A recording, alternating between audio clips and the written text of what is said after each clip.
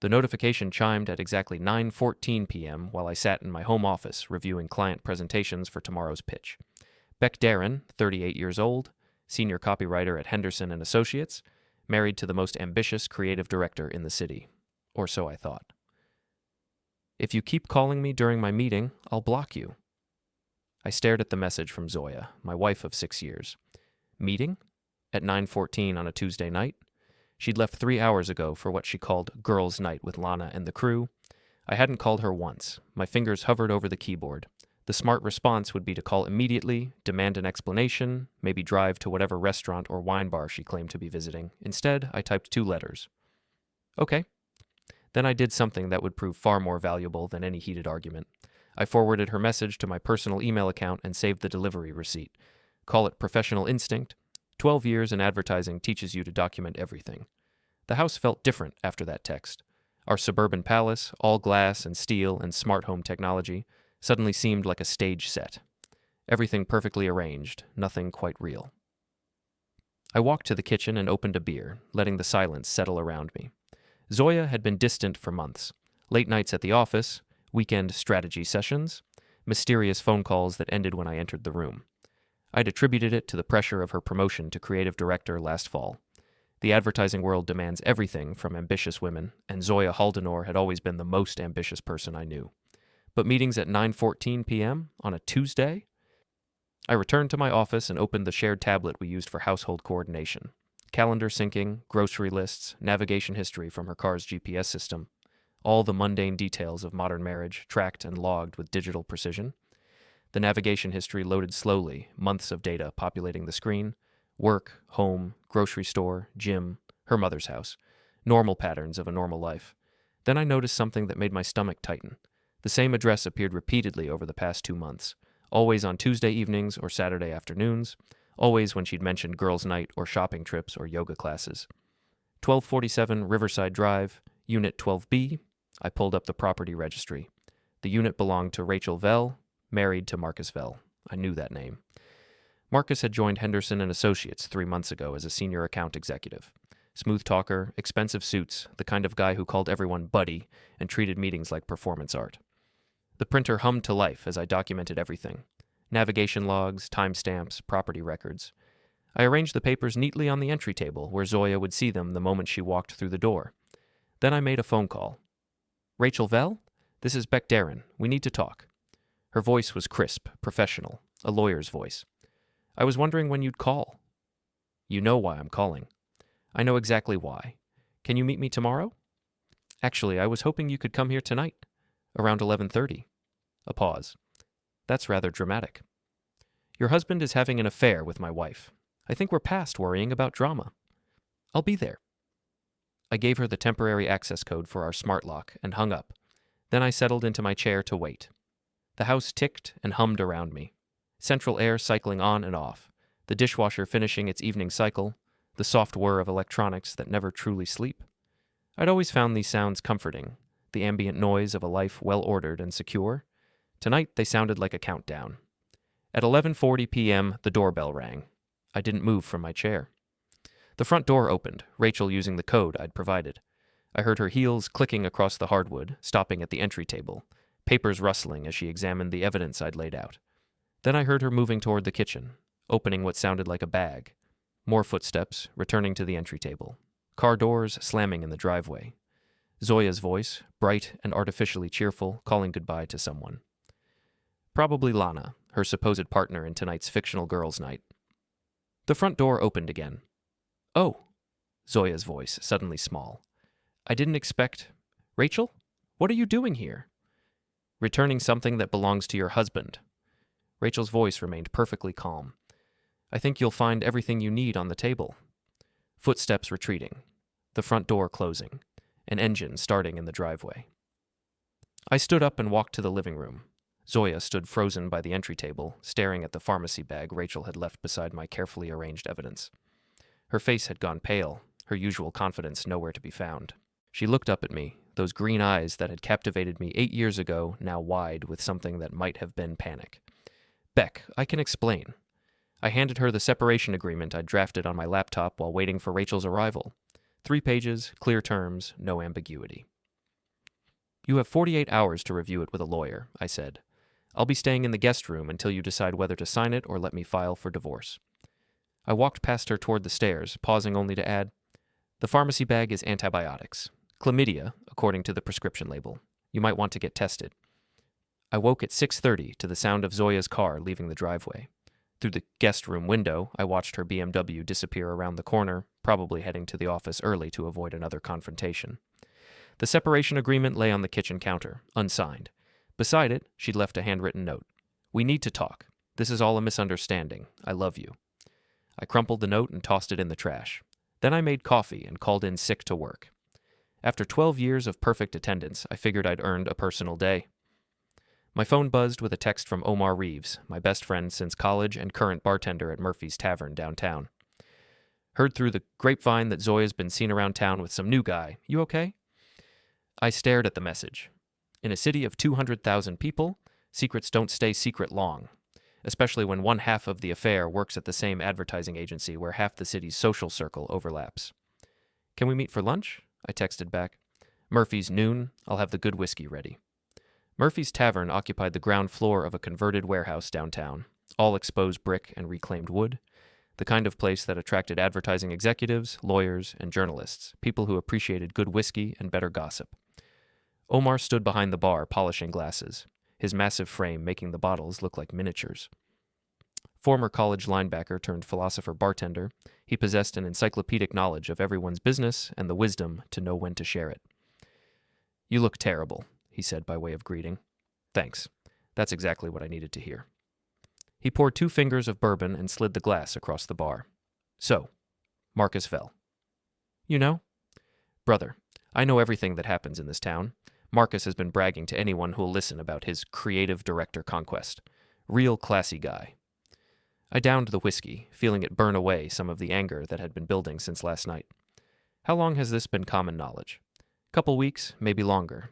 You know how it is. People talk, but nobody wants to be the one to tell the husband. Except you. I figured you already knew and were handling it quietly. You always were the smart one. A woman approached the bar, and I recognized Lana Morrison, Zoya's supposed best friend and frequent alibi. She ordered a vodka tonic and glanced at me with what might have been guilt. Lana, I said, fancy seeing you here. She turned, her expression carefully neutral. Beck, how are you holding up? Depends.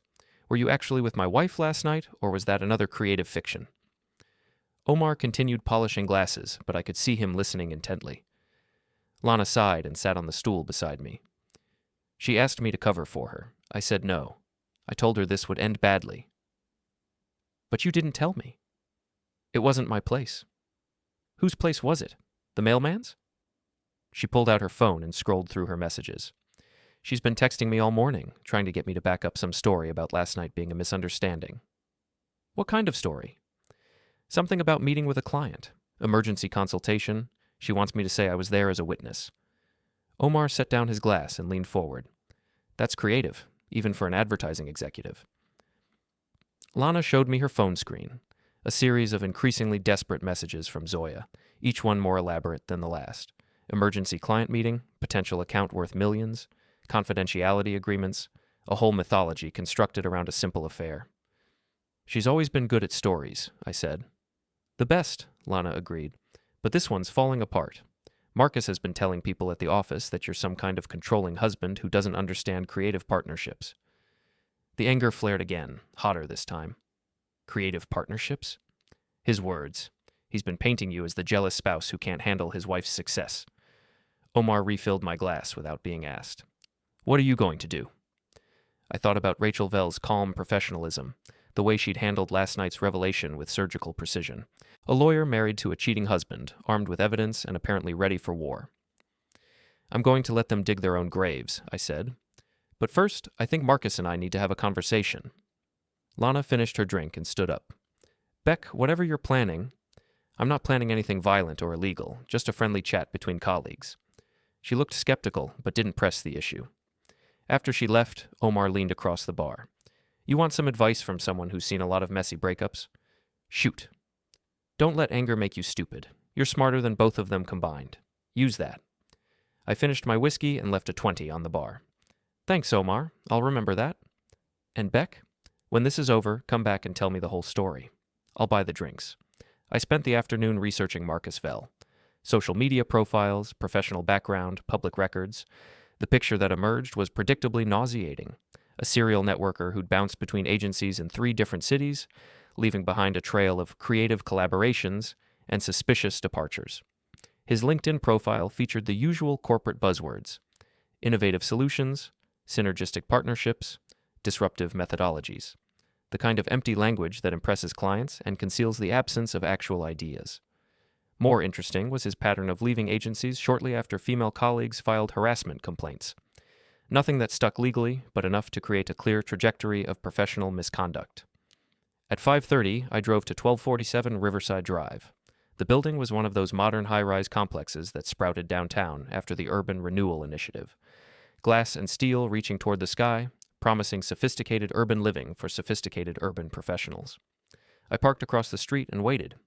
At 6:15, Markus emerged from the parking garage driving a silver Lexus with vanity plates reading Adman 1. Even his car was a cliché. I followed him to Henderson and Associates, staying 3 cars back as he pulled into the executive parking area. He walked into the building with the confident swagger of a man who believed his own publicity. My phone buzzed with a text from Rachel Vell. "Are you planning to confront him directly?" "Thinking about it," I replied. "Don't. Meet me at Murphy's at 8. I have a better idea." Murphy's was busier during the evening rush, filled with the usual crowd of downtown professionals unwinding after another day of corporate warfare. Rachel sat in a corner booth, looking every inch the successful attorney in her charcoal suit and steel-rimmed glasses. "You look like you're planning someone's destruction," I said, sliding into the seat across from her. "I am. The question is whether you want to be smart about it or just satisfying." Omar appeared with 2 whiskeys and a knowing look. "Evening, counselor. Beck, you 2 plotting something interesting?" "Just a friendly conversation between wronged spouses," Rachel said. After Omar left, she opened a leather portfolio and spread several documents across the table. Phone records, credit card statements, hotel receipts. "Markus isn't very careful about covering his tracks," she said. "Or maybe he just doesn't respect me enough to bother." I studied the evidence.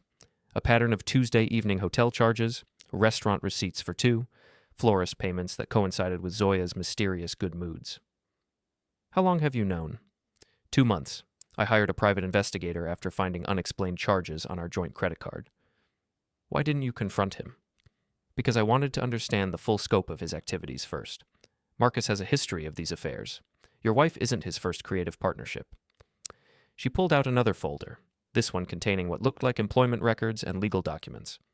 3 previous agencies, 3 harassment settlements, 2 divorce proceedings from previous marriages, all sealed, all expensive. "You've been busy." "I'm a thorough person. It served me well in my career." I sipped my whiskey, thinking. "What's your better idea?" "Markus thrives on feeling superior to the people he manipulates. He sees you as a creative nobody, a mid-level copywriter who doesn't deserve a woman like Zoya." "Charming." "He's also convinced that I'm too focused on my career to notice his extracurricular activities. We're both invisible to him." "And you want to use that?" "I want to let him destroy himself. People like Markus always do, given enough rope." She closed the portfolios and leaned forward. "But first, I think he needs to understand that his actions have consequences, real ones." "What did you have in mind?" "Nothing illegal. Nothing that could come back to hurt either of us professionally. Just a reminder that other people exist in his world."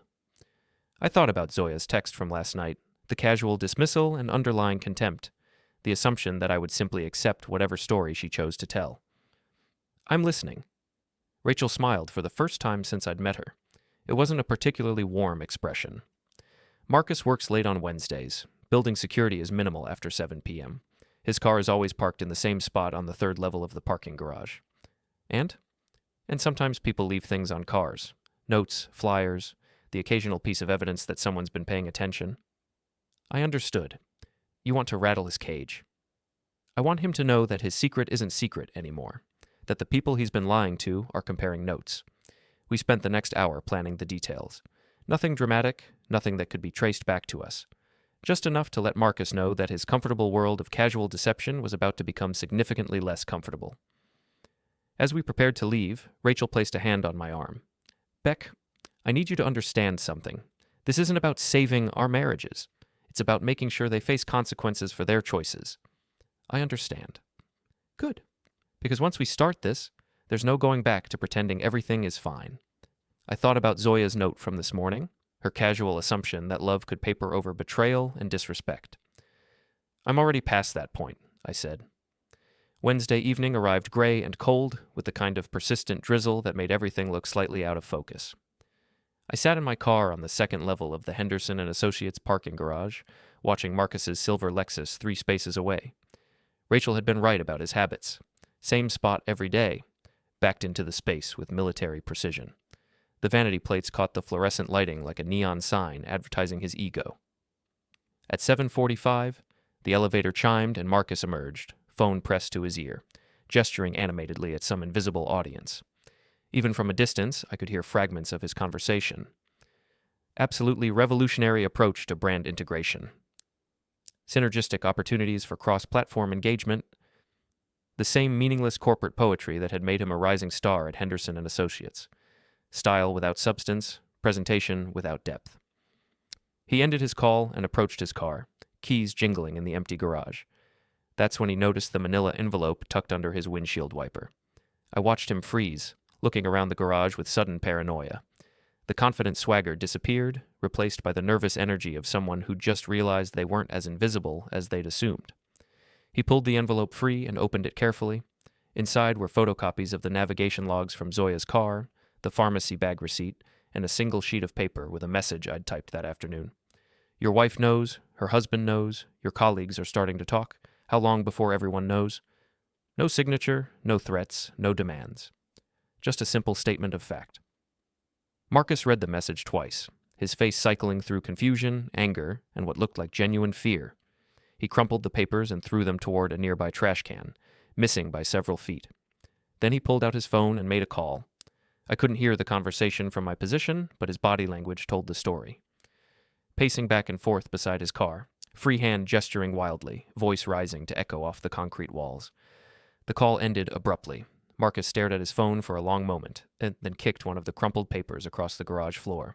He got into his car and sat there for nearly 10 minutes, engine running, apparently trying to decide what to do next. Finally, he pulled out of the garage with enough speed to leave rubber marks on the concrete. I waited another 5 minutes before retrieving the crumpled papers and leaving through the stairwell. No point in taking chances with security cameras. My phone buzzed as I reached my car. A text from Rachel. How did he react? Like someone who just realized he's not as smart as he thought. Perfect. Phase 2 tomorrow. I drove home through the drizzle, feeling something that might have been satisfaction. Not the explosive catharsis of direct confrontation, but the quieter pleasure of a plan unfolding exactly as intended. Zoya's car was in the driveway when I arrived. Through the living room window, I could see her pacing back and forth, phone pressed to her ear, probably talking to Marcus, trying to figure out how their careful deception had started unraveling. I parked in the garage and entered through the kitchen. Zoya was still on the phone in the living room, her voice carrying the sharp edge of barely controlled panic. Told you this was a bad idea. Supposed to be discreet. Can't afford to have this get out. She noticed me standing in the doorway and ended the call abruptly. Beck, we need to talk. I'm listening. She gestured toward the couch, trying to regain her composure. This whole situation has gotten out of hand. I think we're both overreacting. Are we? Last night was a misunderstanding, a client emergency that required immediate consultation. Lana was supposed to be there as a witness, but she had to cancel at the last minute. I sat down across from her, maintaining neutral expression. What kind of client emergency? Confidential. Legal issues with a major campaign. I can't discuss the details.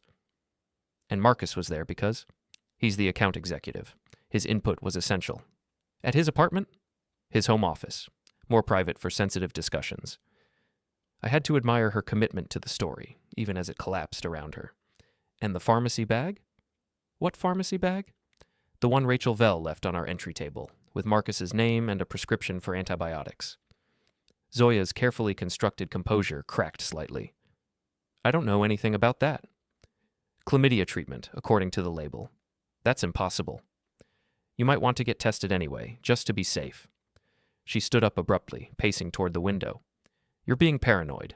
This whole thing is some kind of misunderstanding or setup. Set up by whom? I don't know. Maybe Rachel is trying to frame Marcus for something. Maybe she's having her own affair and trying to deflect suspicion. The creativity was impressive, even if the logic was non-existent. Why would she frame him with evidence that incriminates you, too? I don't know, Beck. I just know that I love you, and I would never betray our marriage. I stood up and walked toward the stairs. The separation agreement is still on the kitchen counter. You have until Friday to decide. You're making a terrible mistake. I paused at the bottom of the stairs. Maybe, but it's my mistake to make. In the guest room, I opened my laptop and began documenting the evening's events. Timestamps, conversations, reactions.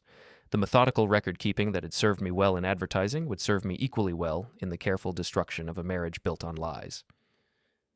Tomorrow, Rachel and I would move to Phase 2. Thursday morning brought unexpected developments. I arrived at Henderson & Associates to find the office buzzing with nervous energy. Conversation stopped when I passed, replaced by the kind of meaningful glances that indicated fresh gossip circulating through the corporate ecosystem. My assistant, Jennifer Walsh, appeared at my cubicle with coffee and barely contained excitement. "Have you heard about the HR investigation?" she whispered. "What investigation?" "Someone filed a complaint about inappropriate workplace relationships. They're interviewing people about Markus and Zoya." I kept my expression neutral while my mind raced. Rachel and I hadn't planned this development. Someone else was moving pieces on the chessboard. "Any idea who filed the complaint?" Nobody's talking officially, but Linda Morrison from HR has been asking very specific questions about after-hours meetings and client entertainment expenses. Linda Morrison, 20-year veteran of corporate human resources, known for her zero-tolerance approach to office politics and her encyclopedic knowledge of employment law. If someone had given her evidence of an affair between a senior account executive and a creative director, she would pursue it with prosecutorial intensity. My phone buzzed with a text from Rachel. "Did you trigger the HR investigation?" "No. You?" "No. Someone else is playing this game." I spent the morning working on legitimate client projects while monitoring the office atmosphere. By lunch, the investigation had expanded to include a review of recent client entertainment expenses and after-hours building access records. Markus arrived at noon, looking like someone who'd spent the night staring at the ceiling. His usual confident swagger had been replaced by the nervous energy of a man watching his carefully constructed world crumble in real time. He made a beeline for Zoya's office, but Linda Morrison intercepted him in the hallway. "Mr. Vell, I need to speak with you about some expense account discrepancies." Even from across the office, I could see him pale. "I'm sure there's a reasonable explanation." "I'm sure there is. My office. Now." I watched them disappear down the hallway, then pulled out my phone and called Omar. "Murphy's. Omar speaking. It's Beck. Can you meet me for lunch?" "Sure, but you should know.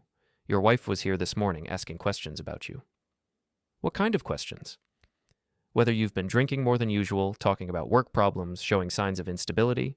Real subtle stuff." I felt the anger flare again.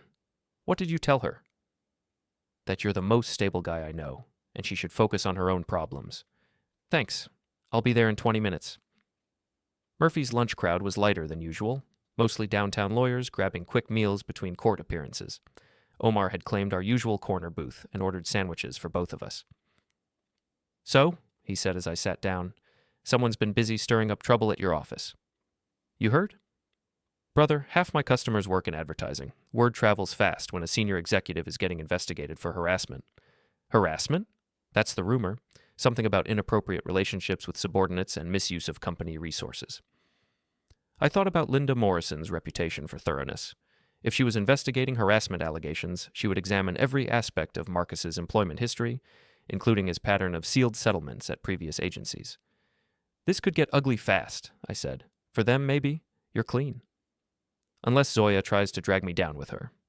Omar leaned forward. "What do you mean?" "She was asking you about my stability. She's building some kind of narrative where I'm the problem."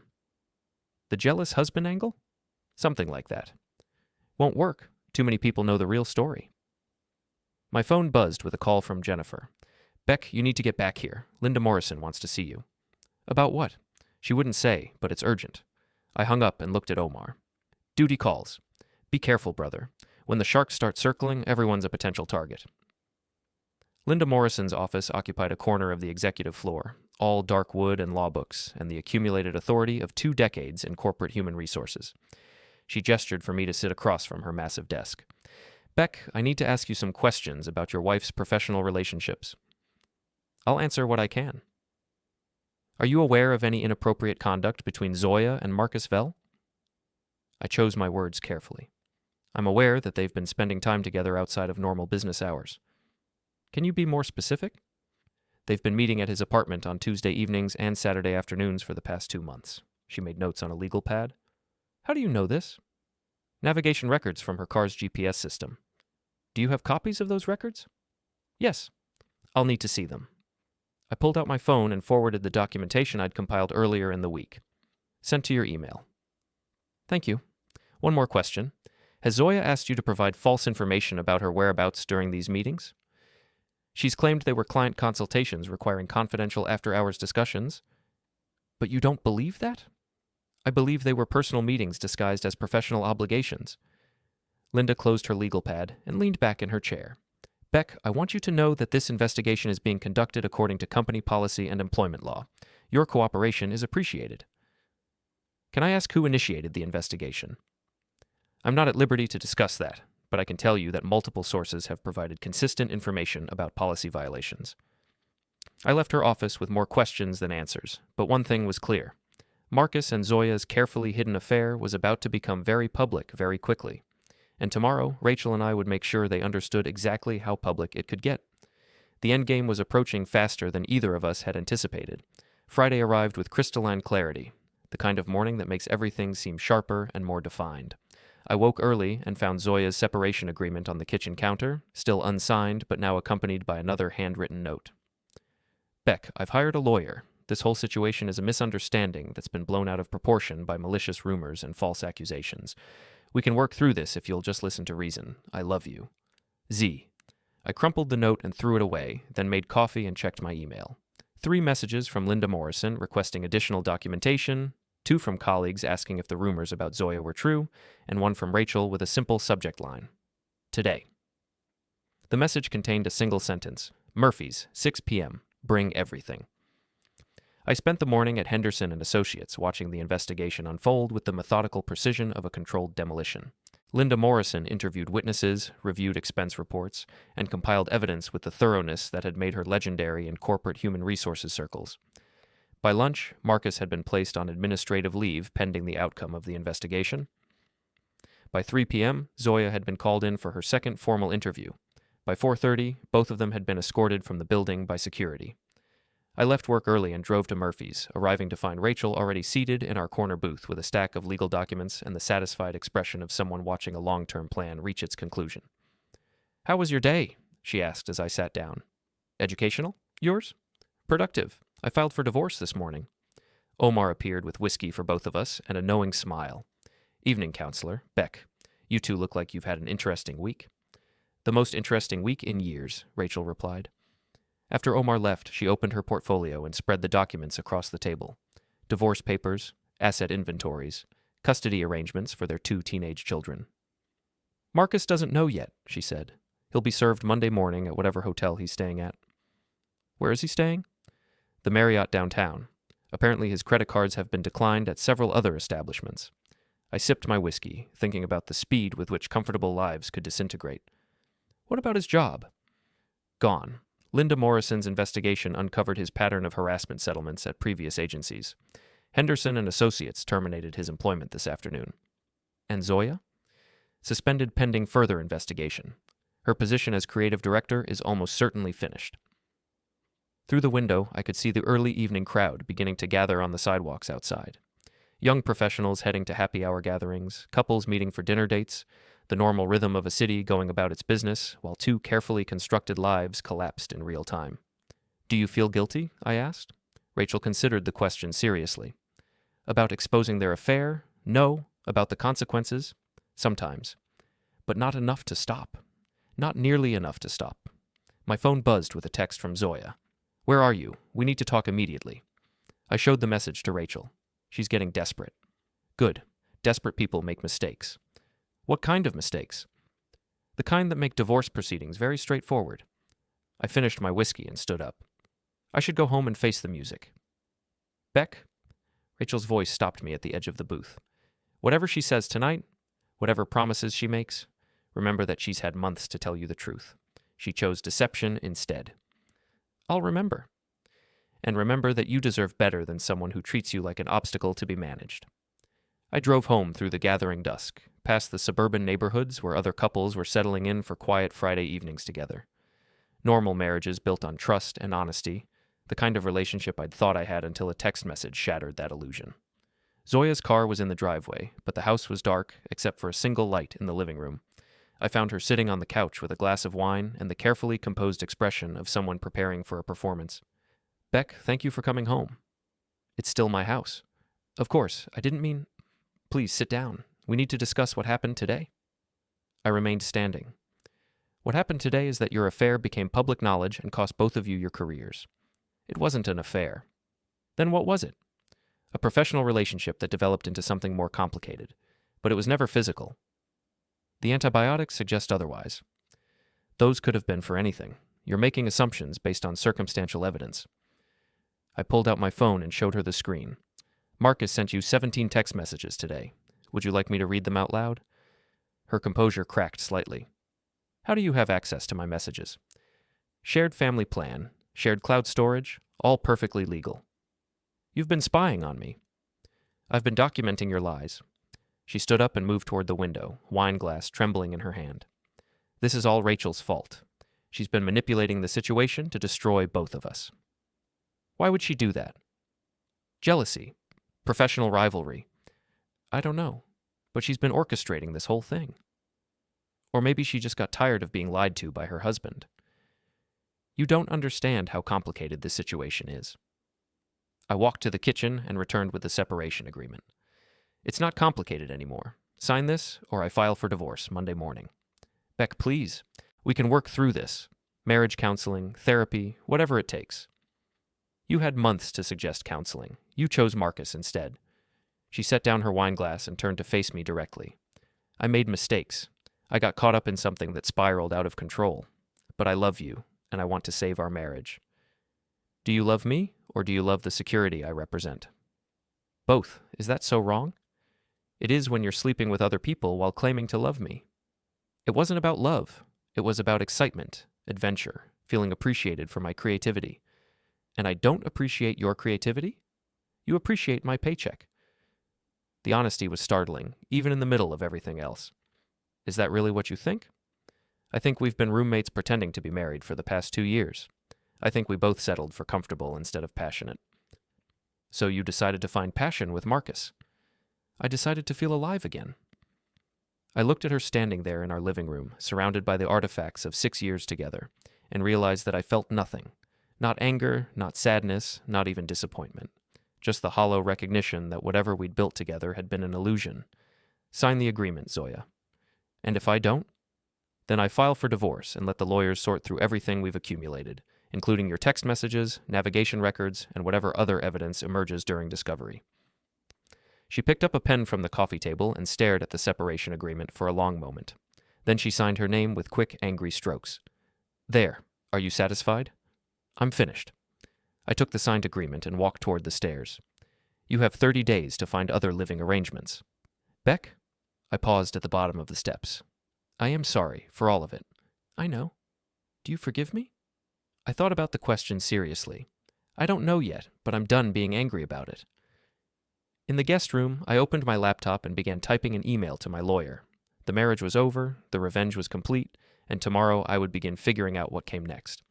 Outside, the city hummed with its usual Friday night energy, full of people making choices and living with consequences and moving forward into whatever future they'd created for themselves. It was time for me to do the same.